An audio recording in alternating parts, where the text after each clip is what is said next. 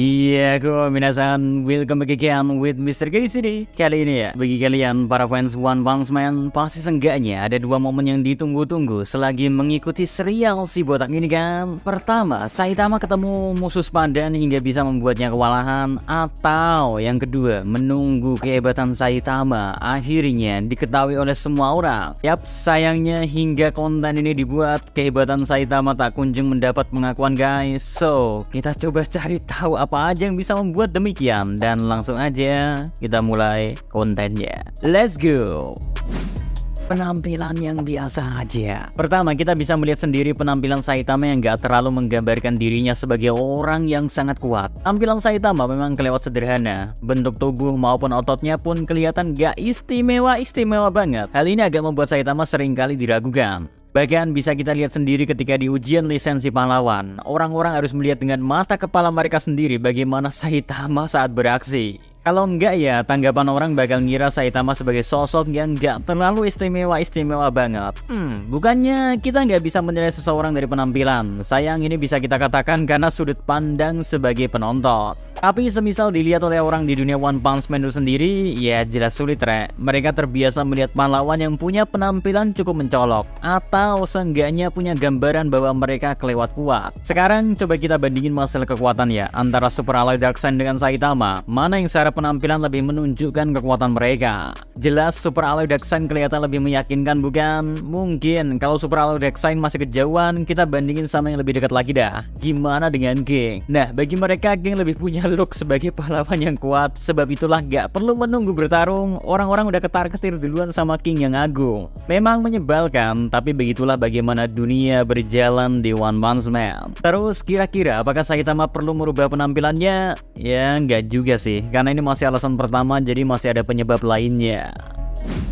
Jarang beraksi di depan publik. Kedua, Saitama diketahui jarang menunjukkan aksinya di publik. Alasan soal penampilan sebenarnya masih diakali, asalkan kebanyakan orang di dunia One Punch Man bisa menyadari seberapa kuat seorang pahlawan. Hal ini bisa kita lihat ke kasusnya ya, pada Watchdog Man ataupun si kecil Tatsumaki. Watchdog Man punya penampilan yang kurang lebih sama kayak Saitama, bermuka datar serta punya kostum lebih aneh yang lebih menggambarkan dia lagi cosplay alih-alih sebagai pahlawan. Lalu kenapa dia bisa lebih populer dan kuat hingga disebut sebagai pahlawan kelas S?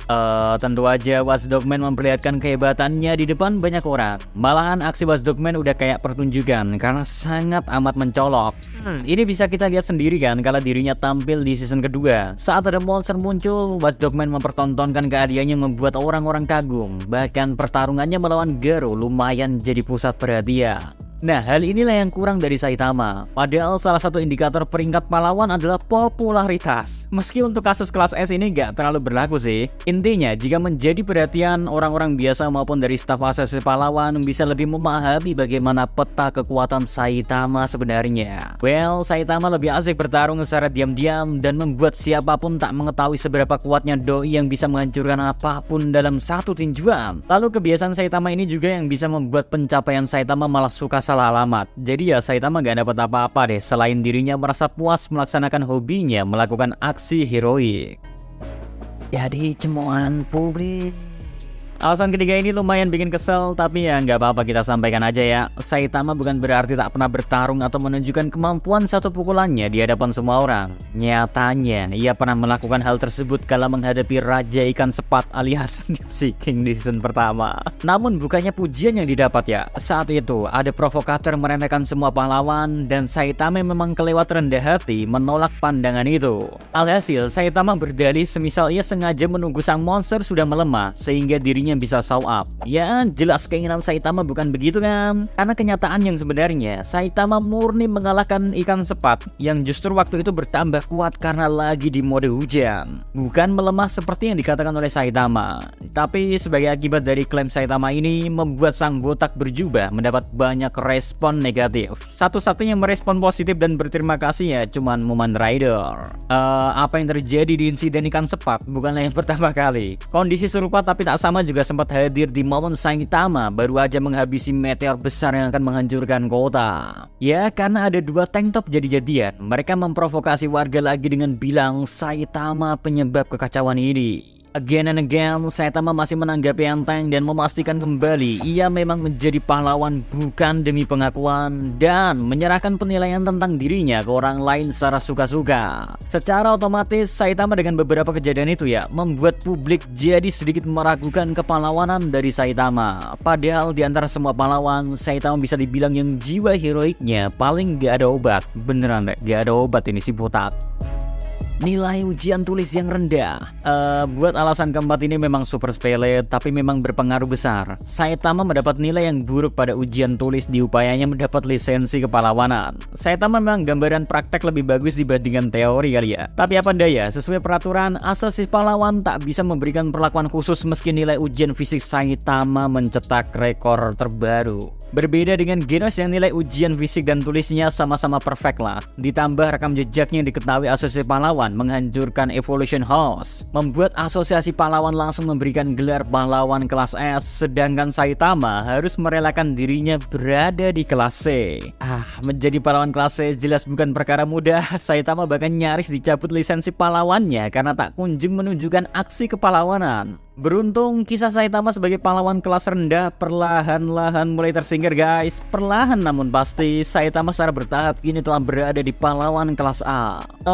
Cuma ya tetap aja sih, andaikan Saitama bisa minimal dapat nilai lebih bagus, mungkin kelas Saitama sedari awal bisa lebih tinggi dan diberi misi lebih layak. But yang terjadi biarlah terjadi ya. Meski harus berangkat dari bawah alias memulai semuanya dari nol, Saitama menjadi pahlawan yang rekor kenaikannya sangat cepat sampai membuat Dr. Bovoy tertarik akan sosok botak ini. Pencapaian yang tadi akui. Alasan kelima, banyak dari pencapaian yang diterima Saitama justru salah alamat. Dan kalian tahu sendiri kan kepada siapa pengakuan ini diberikan? Yaps, kepada King. Saitama usai menghabisi musuh, terkadang tak meninggalkan jejak apapun. Buat sekedar ada saksi pun, sulitnya minta ampun. Ya, semua karena faktor Saitama yang tak bertarung secara terang-terangan, ataupun musuh yang mengejutkan hancur lebur tak tersisa. Di saat yang bersamaan pun, kadang ada King di sekitar sehingga King lebih diyakini sebagai alasan di balik itu semua. Nah, yang paling memorable dan diakui King sendiri ya, Octopus Clawman. Monster ini bahkan memberi luka kepada King. Beruntung Saitama bisa mengalahkannya. Cuman ya karena orang-orang melihatnya ada King di sono dan Saitama langsung minggat, akhirnya membuat pujian ini datang ke King. Garo pun sempat salah kira saat dirinya ditendang sampai pingsan sama Saitama. Garo mengira itu gerakan tak tertebak dari King. Untungnya Saitama gak haus pengakuan. Alih-alih sebel, Saitama berteman baik dengan King serta menyebut King sebenarnya punya potensi sebagai pahlawan.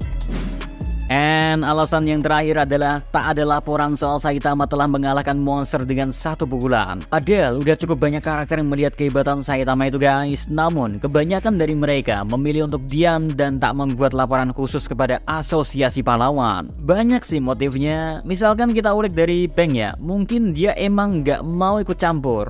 Kalau Genos dia lebih ngikut aja sih gimana keinginan senseinya.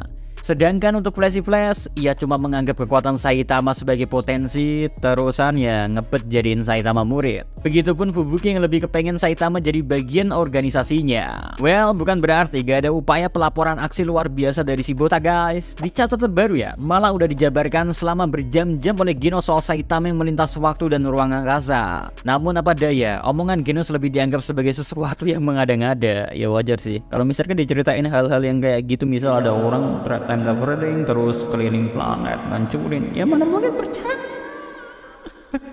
Kecuali ada anak pejabat yang mau berantem keroyokan dan mau menghabisi salah satu anak kecil. Pokoknya ngomonginnya apa misteri dia.